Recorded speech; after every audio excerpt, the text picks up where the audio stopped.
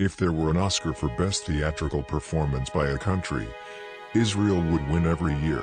It's a country based on theater. It's a lunatic state, completely insane. The Zionists indeed learnt well from the Nazis. So well that it seems that their morally repugnant treatment of the Palestinians, and their attempts to destroy Palestinian society within Israel and the occupied territories, reveals them as basically Nazis with beards and black hats.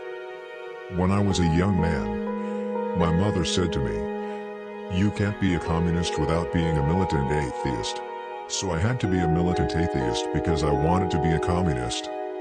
My parents often wondered why I would grow so indignant at the falsification and exploitation of the Nazi genocide. The most obvious answer is that it has been used to justify criminal policies of the Israeli state and US support for these policies. I think sometimes we underestimate just how vulnerable Israel is on the public relations front. That's why they spend so much money on propaganda. And that's why they panic every time they feel like they're losing the propaganda war. International law says people fighting for self-determination can use force in order to achieve their independence. I had been a Maoist, and then when the Gang of Four was overthrown, I was completely distraught. I was bedridden for 3 weeks. It was a very painful experience for me. Not only because I had been wrong, but because I felt really embarrassed that I had been lecturing and pontificating with such self-confidence.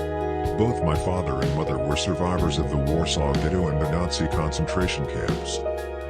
Apart from my parents, every family member on both sides was exterminated by the Nazis. People have to liberate themselves. Because liberation is not a single act.